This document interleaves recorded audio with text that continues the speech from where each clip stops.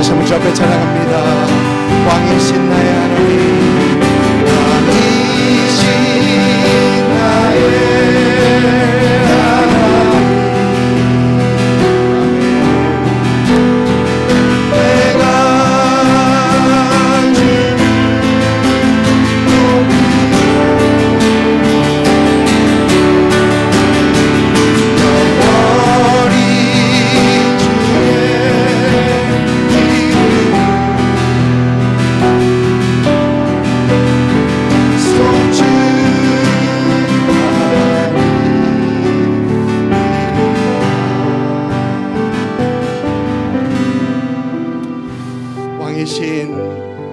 우리 하나님 아버지 참 감사합니다.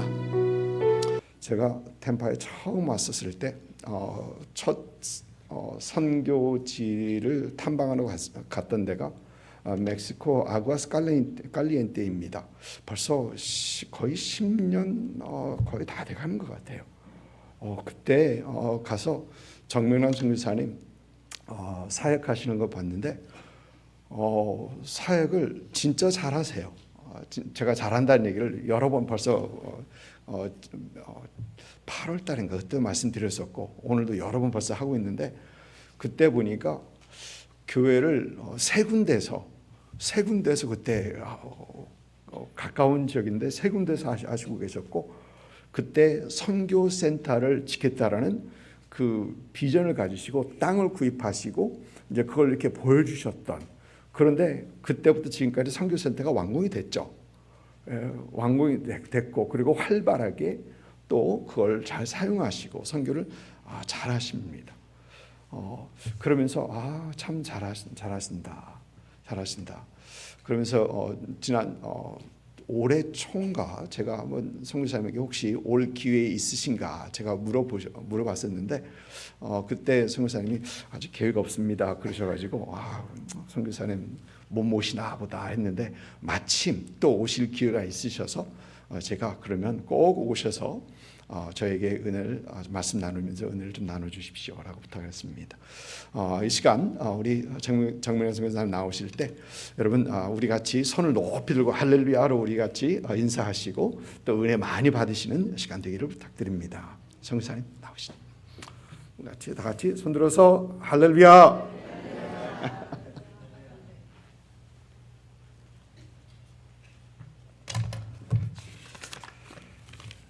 템파 한인 장로교회 우리 성도님들 이렇게 뵙게 돼서 너무 기쁘고 감사합니다.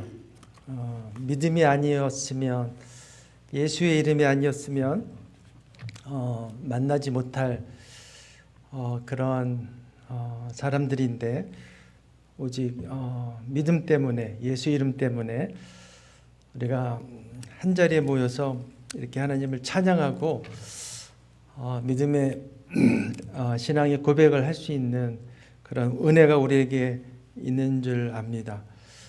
목사님이 하도 저를 이렇게 높이 띄우셔가지고 제가 굉장히 부끄럽습니다.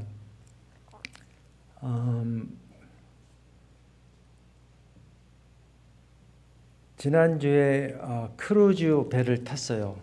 처음으로 제 아내가 늘 크루즈 배를 탔으면 하는 그런 마음의 소원이 있었어요. 그래서 이제 30주년 결혼 30주년이 가까우니까 그러면 한번 탑시다 해가지고 바로 지난주 토요일 날 배를 타고 바하마 지역을 이렇게 둘러보고 어저께 돌아왔습니다. 제 아내는 너무너무 만족해 하더라고요. 제가 그 배를 타고서 넓은 대양을 이렇게 바라보는데 오래된 일이 생각이 나더라고요.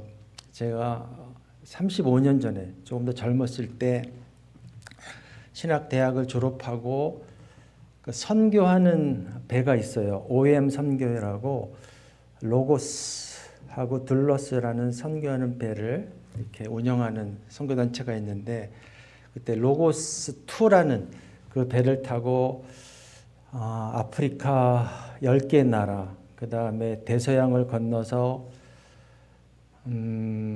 브라질, 그 다음에 아르헨티나, 우루과이, 칠레 이렇게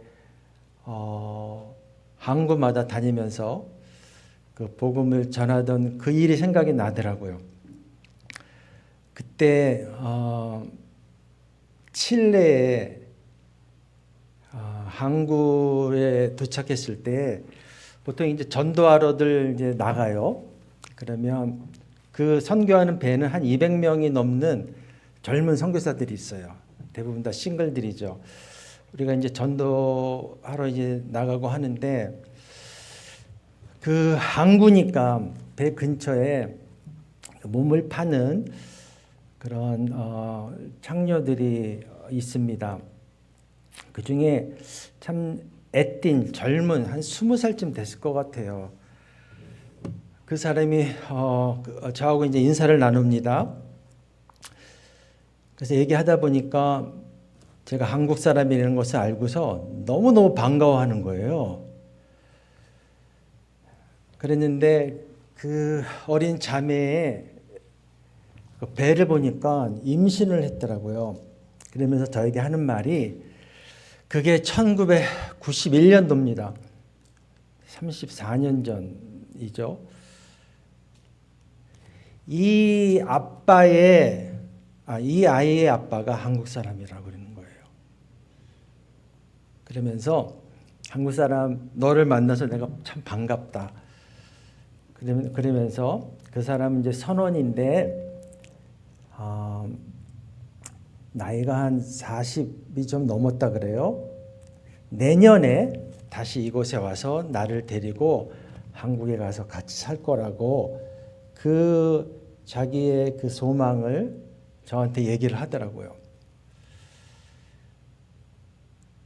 제가 선교선을 타고 2년 선교를 마치는 거의 마지막 그런 시기였는데 그 어린 자매의 그 이야기가 제 마음에 깊이 남더라고요.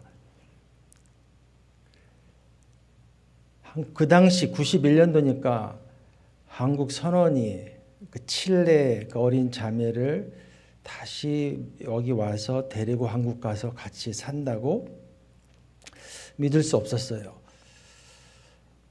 그때 주님이 저에게 그런 말씀을 주시는 것 같았어요. 이 아이의 가련한 소망을 너가 들었지.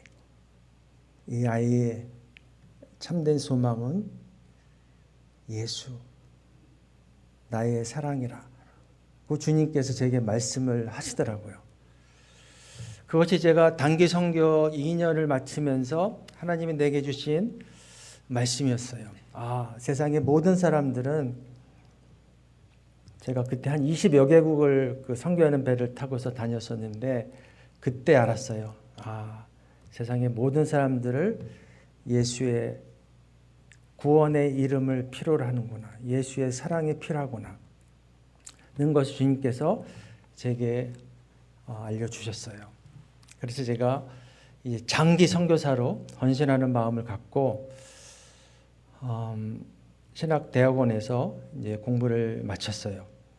그리고 나서 그때가 96년도 1월 달이었는데 제가 난생 처음으로 하나님께 기도했습니다. 열흘을 금식하면서 하나님 이제 제가 공부도 마쳤고 저를 고등학교 때 선교사를 부르시는 그 말씀을 주셨는데 이제 하나님 그 일을 이루어 주시기를 소망합니다.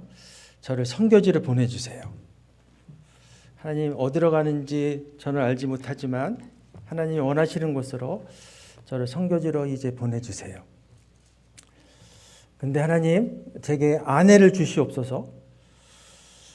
아내를 주시는데 하나님 좀 똑똑한 자녀를 주세요. 그리고 하나님 선교지로 같이 갈 수 있는 좀 마음이 용감한 사람을 주세요. 라고 제가 열흘 동안 금식하면서 그때 처음엔 기도가 길고 많아졌는데요. 한 마지막 한 9일째쯤 되니까 기도가 아주 단순해지더라고요. 하나님, 살려주세요. 하나님 살려주세요.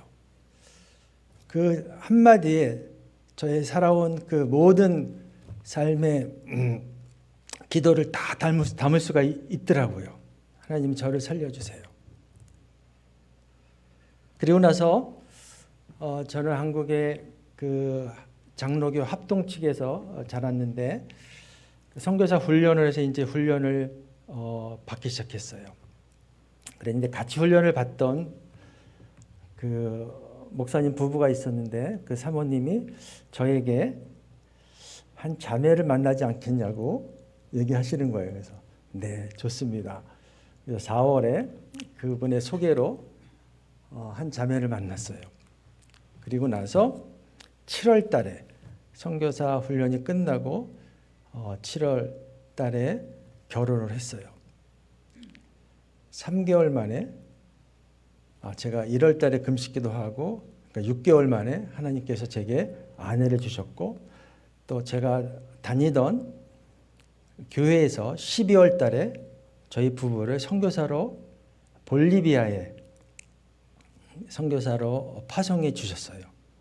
그래서 하나님께서 제 마음에 그 소원을 담아주시고 저로 하여금 기도하게 하시고 또 기도의 응답을 하나님께서 신속하게 풍성하게 내려주셨어요. 너무너무 즐겁고 행복한 마음으로 볼리비아에 선교사로 갔어요. 거기서 이제 선교를 그때 처음으로 이제 스페인어를 배우기 시작했어요. 베세데 하면서 참 즐거운 시간이었어요. 근데 거기가 고산 지역이에요. 볼리비아의 코차반바라고 해발 2,600이 되는 고산 지역인데 아이를 임신을 제 아내가 했는데 유산을 했어요. 그래서 힘든 지역이라 적응이 쉽지 않았어요. 다시 이제 아이를 가졌는데 너무너무 행복했어요. 내가 하나님께 기도했고 하나님이 저를 볼리비아로 선교사를 보내주셨고 그곳에서 이제 아이까지 주시는 은혜를 주시니까 너무너무 기쁘고 즐겁게 이제 거기서 사역을 교회를 이제 개척하며 사역을 하고 있었어요. 그랬는데 38주가 됐을 때 40주의 아이가 보통 태어나잖아요. 그 볼리비아 의사가 아이에게 문제가 있는 것 같다고 얘기를 하는 거예요. 얘기가 너무 긴데요. 태어나자마자 이 아이가 죽을 것 같다는 거예요. 마침 제 아내가 미국에서 저를 만나기 전에 간호사로 일을 하고 있었고 또 산부인과에서 일을 하고 있었어요. 아는 의사가 있으니까 미국에 연락을 해서 그 의사의 안내로 뇌에 문제가 있을 상황이니까 시카고에 있는 어린이 병원으로 속히 가라고 해서 시카고에 도착해서 그 아이를 수술로 해서 아이가 태어났어요. 근데 파이퍼 신드롬이라는 희귀한 그런 병에 유전자의 변형이 있는 상황에서 아이가 태어났다는 거예요. 그래서 보통 아이가 태어나면 머리뼈가 이렇게 열려져 있고 자라면서 이렇게 다치는데 그 머리뼈가 닫혀져 있는 거예요. 그 안에서 이제 뇌가 자라니까 6개월 후에 아이가 좀 힘이 있을 때 이 머리를 오픈해서 뇌가 자랄 수 있는 공간을 이제 확보해야 되는 상황이었어요. 6개월 동안 병원에 있어야 됐고 제 아내는 병원에 남아 있고 저는 다시 볼리비아에 돌아와서 사역을 계속하고 있었는데 6개월 후에 수술을 했는데 결과가 좋지 못해서 이제 그 아이가 뇌사 상태로 들어가게 됐어요. 저는 그때 마음이 많이 괴로웠어요. 하나님, 제가 하나님을 사랑했고 하나님의 사랑에 응답해서 선교지로 갔고 그곳에서 즐거이 사역하는데 왜 저에게 이렇게 잔인한 일이 일어납니까? 내 생애 첫 아이를 보는 가장 행복한 순간을 왜 이렇게 저를 고통으로 던지십니까? 하는 그런 마음에 의문이 있었어요. 원인을 의사들이 정확히 모르더라고요. 아마도 저희가 마셨던 물이 오염된 물이어서 그랬던 것 같아요. 산모의 에게 영향을 줘서. 그때 그 의사가 그러더라고요. 이 아이의 장기를 6개월 된 아이의 장기를 기증할 수 있겠냐고. 많이 마음이 괴로웠지만 장기 기증을 사인을 했어요. 그래서 그 아이가 이제 죽을 때에 그 아이의 간, 콩팥, 그다음에 심장 판막을 기증을 했어요. 그때 하나님의 사랑을 제가 좀 더 깊이 체험을 할 수 있었어요. 그 아이의 이름이 이삭이라고 저희가 지었었어요. 하나님이 아이를 데려갈 수도 있겠다 싶어서 이삭이라고 이름을 지었었는데 그 아이의 그 죽음이 좀 더 의미가 있기를 원해서 장기 기증을 했을 때 그 마음의 고통이 너무 심하더라고요. 그 어린아이의 몸을 다시 갈라서 그 장기를 꺼내는 그걸 상상했을 때 너무 마음이 괴롭더라고요. 그때 하나님께서 제게 그런 말씀을 주시는 것 같았어요. 너가 나의 사랑을 이제 좀 알겠느냐? 내가 너를 살리기 위해서 내 아들 예수를 십자가에 생짜로 내어 못 박혀 죽게 했다. 그렇구나.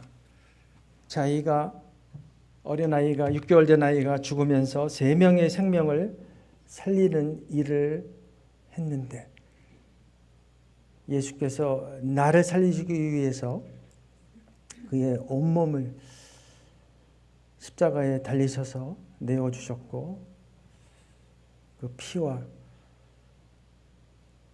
피를 다 쏟으셨구나 하는 그 하나님의 나를 향한 그 사랑의 깊이가 너무나 깊게 와닿더라고요.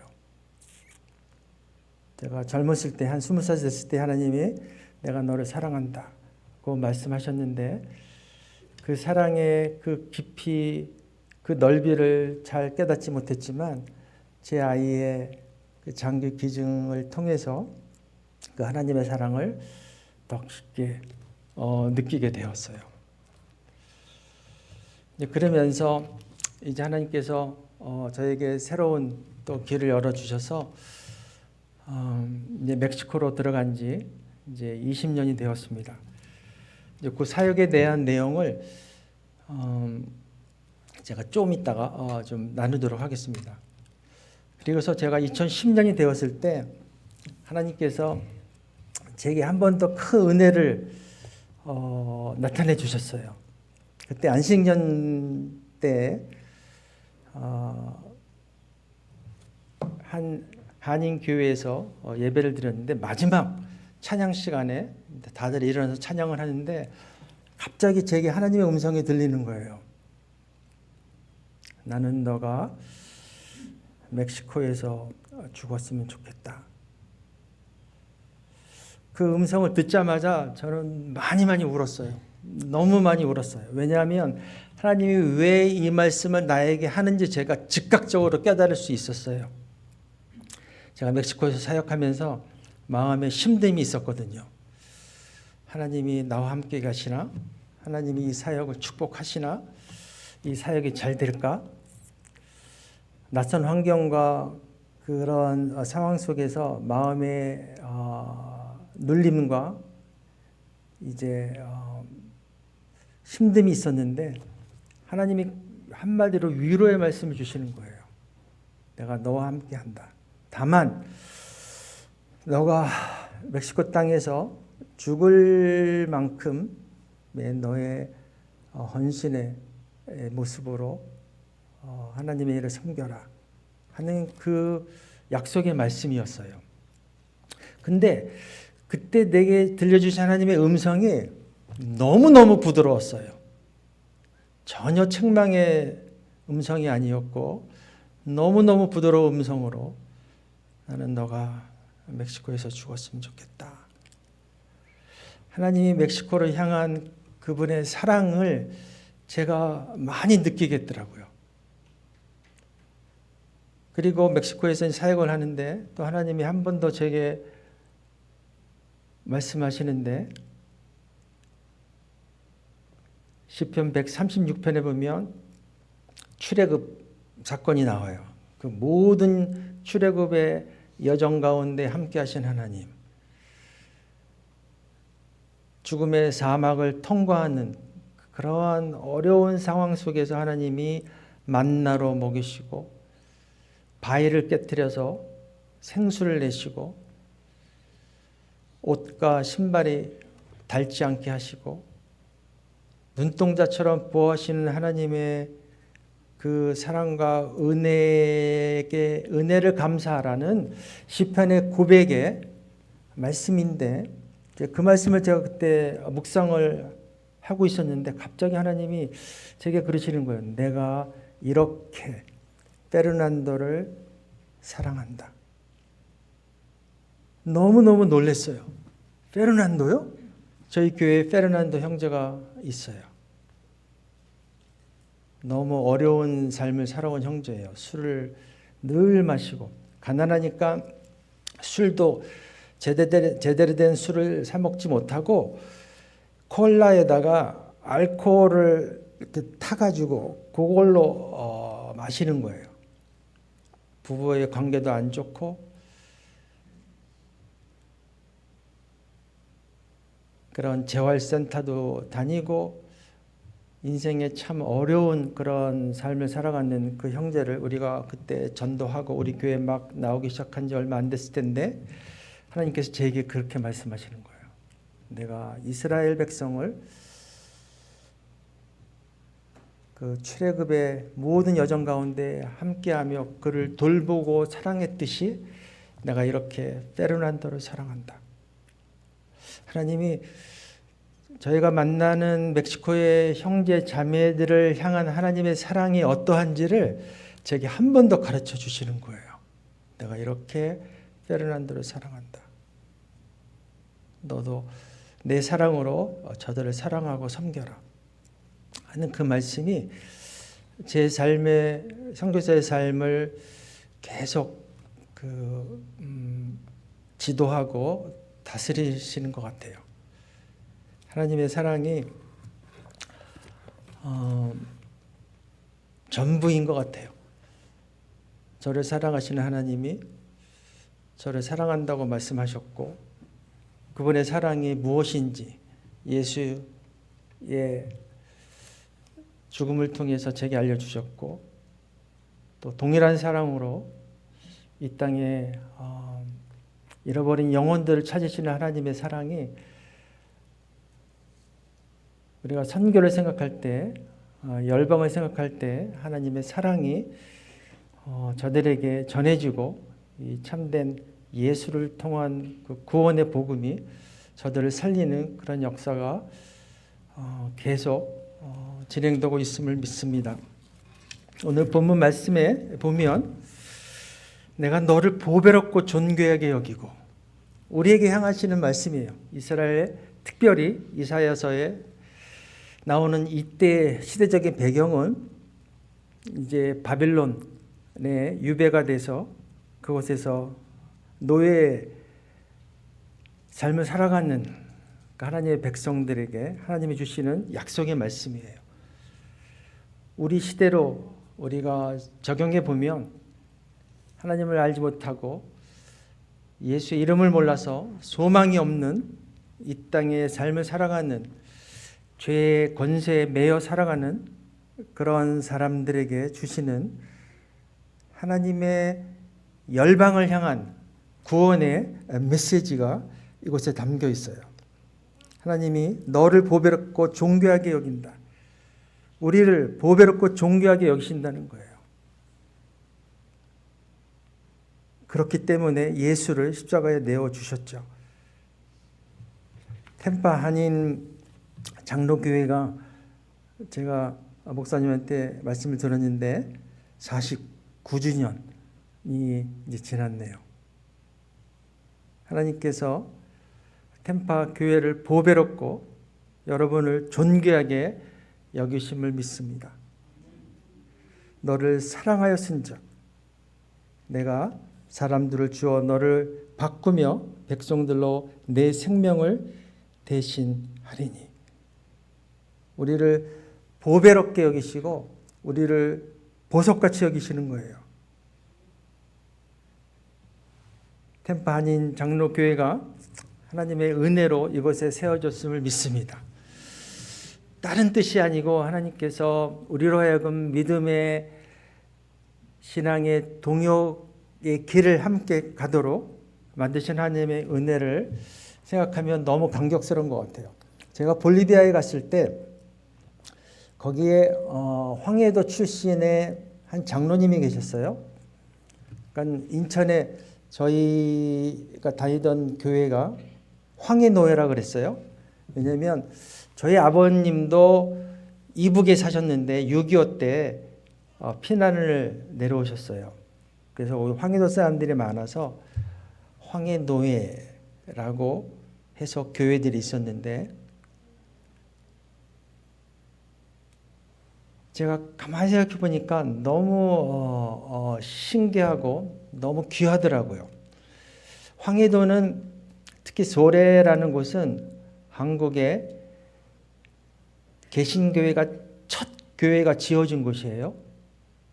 저희 할머니께서 친할머니가 그 황해도 그쪽 가까운 데 사셔서 처녀 때 이제 예수를 믿게 되었어요.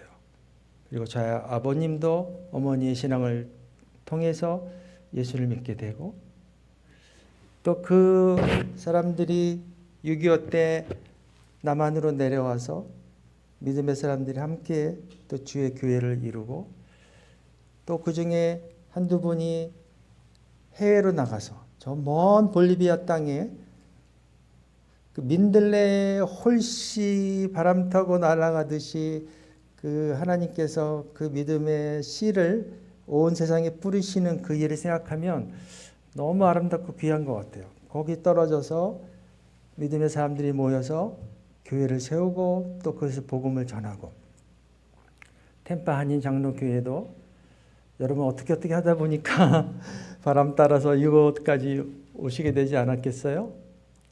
하나님께서 여러분의 믿음을 지켜주시고 이 교회를 통해서 자라게 하시고 또 믿음들이 합해져서 또 열방을 향하여서 복음을 전하는 일에 주력하고 또 이 템파 한인 이 지역에 복음을 전하는 이 놀라운 하나님의 은혜가 템파 한인교회에 있고 앞으로도 계속될 줄 믿습니다. 이 말씀을 조금 더 보게 되면 더 감격스러워요. 두려워 말라. 내가 너와 함께하여 내 자손을 동방에서부터 오게 하며 서방에서부터 너를 모을 것이며 내가 북방에게 이르기를 놓으라 남방에게 이르기를 구려하지 말라. 내 아들들을 원방에서 먼 땅에서 이끌며 내 딸들을 땅끝에서 오게 하라. 예언의 말씀이에요. 흩어진 이스라엘 백성들을 하나님께서 불러 모으시는 그 예언의 말씀인데 이 구약에 담긴 이 예언의 말씀은 우리의 세대에도 그대로 적용이 돼요. 특히 말세를 살고 있는 우리에게도 이 말씀이 그대로 적용이 돼서 하나님께서 먼 땅에서 온 사방에서 하나님의 잃어버린 백성들을 불러 모으시는 거예요. 한국이 조선 땅에 복음이 전해진 게 150년쯤밖에 안 됐거든요. 우리가 정말 이 말씀에 따르면 땅 끝에 있는 내 딸들을 땅 끝에서 오게 하라. 땅 끝에 있는 그런 조선 땅이었어요. 그것에 하나님께서 그의 종들을 보내셔서 복음을 전하게 하시고 이제 우리들을 불러 모으신 그 은혜를 우리 한국 교회가 경험하고 또 우리들이 그 삶 속에서 경험하는 줄 믿습니다. 우리가 선교를 위해서 기도하고 할 때요, 이 말씀을 기억하세요. 하나님께서 원방에서 아들들을 불러 모으시고 내 딸들을 땅 끝에서 오게 하라. 내가 부리리라 하시는 그 하나님의 예언의 말씀이 지금 우리 가운데 이루어지고 있는 줄 믿습니다. 그래서 요한계시록 7장 9절에 보면 마지막 때에 하나님께서 인류의 역사를 어떻게 마무리하시는지, 그때 어떠한 그러한 축제가 있을지 보여주시는 장면인 것 같아요. 이후에 내가 보니 각 나라와 족속과 백성과 방언에서 아무라도 능히 셀 수 없는 큰 무리가 흰옷을 입고 손에 종려가지를 들고 보좌 앞과 어린 양 앞에 서서 큰 소리로 외쳐 가로되 구원하심이 보좌에 앉으신 우리 하나님과 어린 양에게 있도다.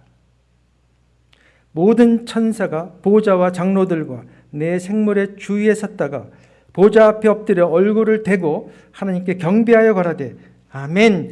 찬송과 영광과 지혜와 감사와 존귀와 능력과 힘이 우리 하나님께 세세토록 있을지로다. 아멘. 흰옷 입은 구원받은 온 열국에서 열방에서 온 사람들이 저희들도 그때 그 자리에 함께 있을 줄 믿습니다. 또 여러분들이 기도하고 후원하는 여러 선교지에 있는 그 영혼들이 우리와 함께 구원의 반열에 함께 참여해서 마지막 때 하나님의 이름을, 예수의 이름을 찬양하는 그때가 반드시 속히 오리라 믿습니다. 그래서 우리가 선교를 생각할 때요, 하나님께서 불러 모으시는 그 영혼들이 반드시 함께 모여서 우리와 함께 하나님을 찬양할 줄 믿고 우리가 믿음으로 선교에 전진하기를 소망합니다. 간단하게 멕시코 사역을 좀 소개하도록 하겠습니다.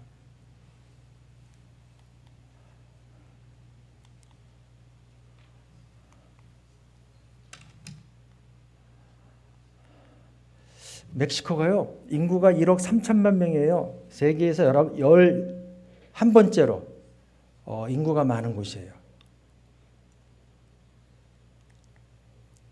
근데 로만 카톨릭이 약 90%, 그다음에 개신교가 5% 정도. 원래 아즈텍 마야 문명을 갖고 있었는데 약 500년 전에 스페인이 이제 지배하면서 카톨릭을 이제 멕시코에 심었죠. 근데 문제는 비성경적이라는 거예요. 하나님 아버지가 있으면 멕시코 사람들은 마리아를 하나님의 어머니라고 마드레 데 디오스라고 그러면서 하나님 어머니 같은 느낌으로 마리아를 찾고 숭배하고 있어요. 이 성당에 가면 지금 정확히 잘 안 보이는데 가장 그 중앙에 성모 마리아가 이렇게 모셔져 있죠.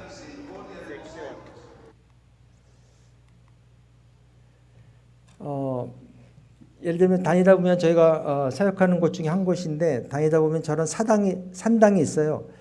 저기 이렇게 바위에 물이 흘러가지고 잘 보이지도 않잖아요. 저 성모 마리아의 모습이 이렇게 나타났다는 거예요. 동네 사람들이 성모 마리아가 우리 동네에 나타났다. 그래서 이렇게 산당을 짓고 저기다 촛불을 켜놓고 거기서 기도하는 거예요. 성경을 모르니까 한국의 유교, 불교하고 비슷한 그런 신앙 행태를 갖게 돼요.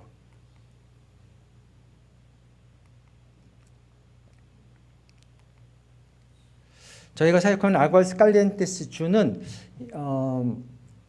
멕시코의 중앙에 위치하는데요. 140만 명의 인구가 있어요. 그중에 카톨릭이 약 90%, 그다음에 우리 개신교가 3.7% 이렇게 올라갔어요. 20년 사이에 2%에서 거의 4%로 늘어나는 약 7만 몇천 명이 이제 개신교 복음주의 교인이 되는 그런 좋은 역사가 일어나고 있습니다. 네, 아구스칼렌테스 주가 이렇게 동그래요. 멕시코 중앙에. 저게 이제 색깔을 보면 검은 지역이 복음화율이 낮은 곳이에요. 2%가 안 되는 곳이에요. 저희가 사역하는 곳이 바로 그 지역 중에 한 곳인데 저게 2000년 통계예요. 저 남쪽 녹색 지역은 제일 끝이 그 칸쿤이 있고 유카탄 반도인데 저기는 마야 사람들의 후예들이 사는 곳이에요. 근데 저곳은 복음을 잘 받아들였어요. 그래서 개신교가 무려 15%까지 올라갔어요. 근데 저희가 사역하는 곳은 그래서 저희가 저것을 지역을 선택해서 교회 개척을 시작했는데 여전히 예수 믿는 사람이 개신교의 좋은 신앙을 가진 사람들이 여전히 적어요. 2% 많이 잡아서 약 3.5%. 저희가 처음 저는 상가 건물 2층을 빌려서 울창한 나무, 아르볼 프론도소 스페인어로 풍성한 나무, 울창한 나무 그런 뜻의 저게 이제 준사막 지역이어서 물가에 심기운 나무 시편 1편의 그 말씀의 이미지를 가지고 교회 개척을 시작했어요. 이제 11월 달이 되면 17주년이 됩니다. 그 지역 마을이고요. 하나님이 2014년, 15년에 교회도 건축할 수 있도록 2층 건물로 빡빡하게 한 200명 앉을 수 있는 저 교회를 또 허락해 주셨어요. 저희 작년 16주년 기념 예배 우리 교인들 기념 사진이고요. 우리 교회 교사 봉사자들 세미나 1월 달에 있었고요. 주일 아침 예배 모습이고 한 150명, 160명, 70명 이렇게 예배 아이들 포함해서 출석하고 있습니다. 저거 멕시코는 어린이들이 참 많아요. 어른들 사역은 여전히 쉽지 않아요. 그래서 저희가 어린이 사역을 자연스럽게 이제 더 많이 하게 됩니다. 토요일 날 어린이 성경 클럽을 저희가 6군데에서 사역을 하고 있어요.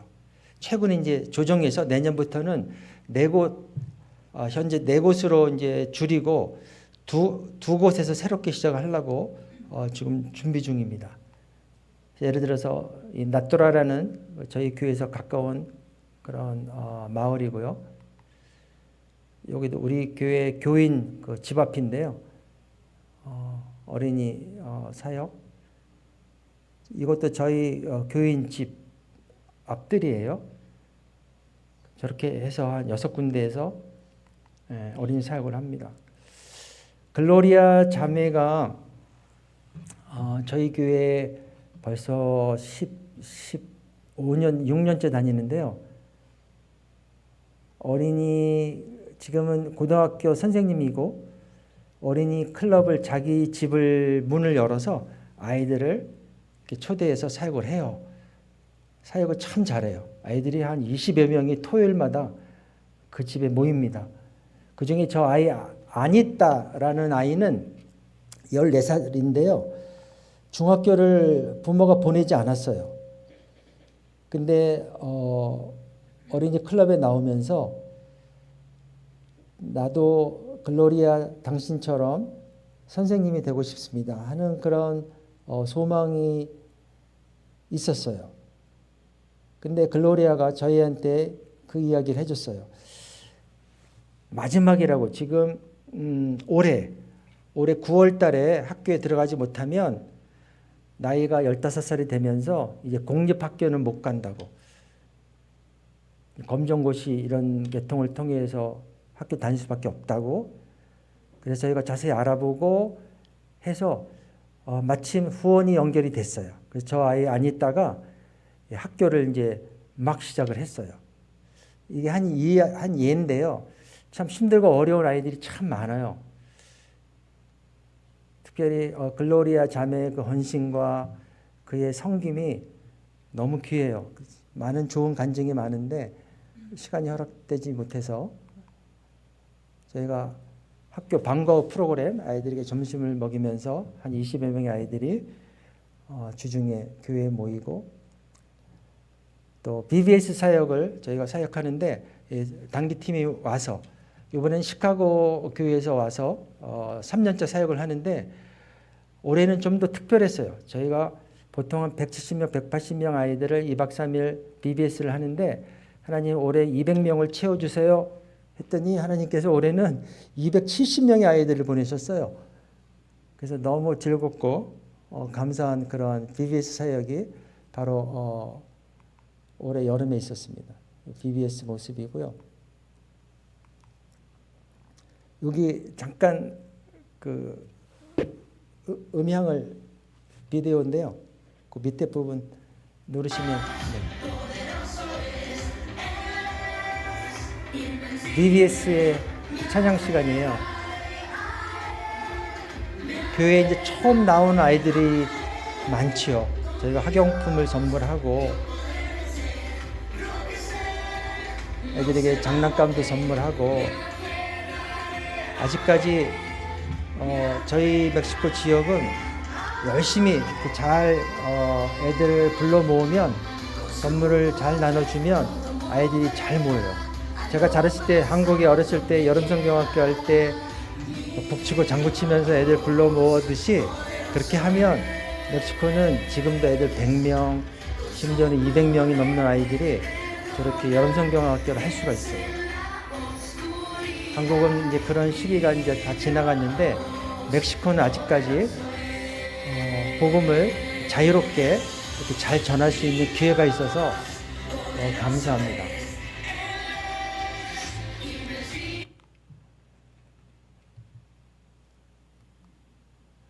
또 저희 선교센터가 있어서 그곳에서 어린이 여름 성경 캠프도 애들이 한 170명 이렇게 매년 하는데 올해는 하지 못했어요. 네.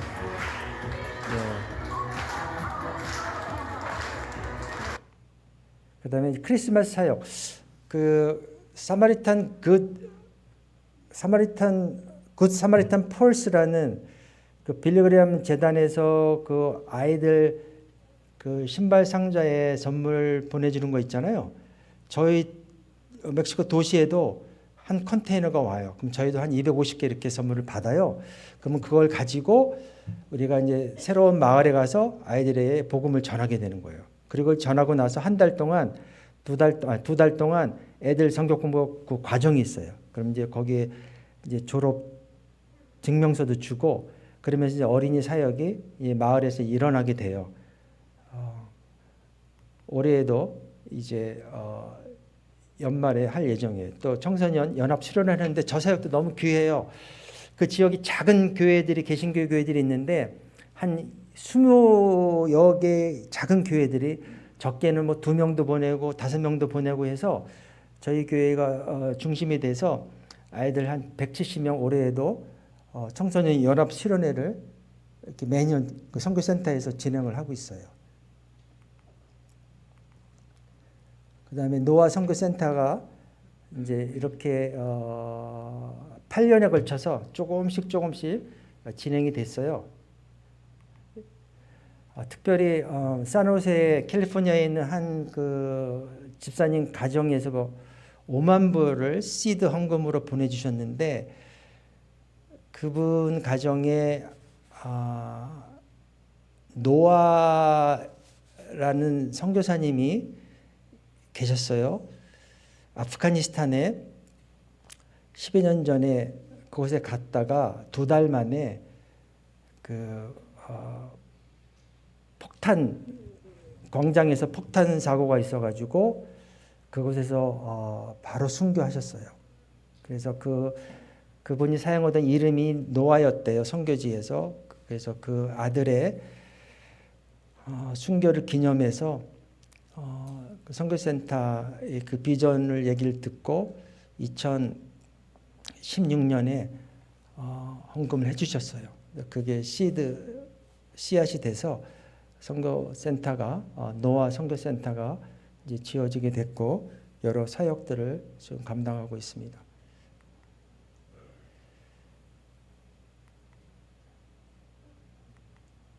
기도 제목은요. 아르바 프론토스 울창한 나무 교회가 더 성숙하고 성장하도록 또 어린이 청소년 사역들이 더 잘 확장되도록 또 선교센터 사역 더 활발해지도록 멕시코가 우상을 버리고 온전히 성경 말씀 위에 서도록 그다음에 저희가 준비해왔던 그 고아원을 내년 전반기에 개설할 그런 목표를 갖고 있습니다. 바로 2주 전에 그 정부 허가가 나왔어요. 그 사단 법인이 9개월 만에 나와서 우리가 이제 그걸 가지고 고아 아이들을 모아서 이제 조금씩 크리스찬 학교로 성장하도록 그런 비전을 갖고 또 기도 중입니다. 함께 기도해 주시기 바랍니다. 네, 기도하고 마치겠습니다. 거룩하신 주님, 템파 한인 장로교회를 통해서 주의 아름다운 선교의 사역이 더 깊어지고 확장되어지길 소망합니다. 이 교회를 축복해 주셔서 템파에 있는 한인들, 템파에 있는 여러 민족의 사람들이 예수를 알고 구원에 참여하는 그 은혜를 허락하여 주시옵소서. 하나님, 멕시코를 위해서 이 교회에서 기도하며 귀한 성교비로 후원하는 그 일들을 기억하시며 이 교회의 모든 필요들을 채워 주시옵소서. 예수 그 귀한 이름으로 기도드립니다. 아멘.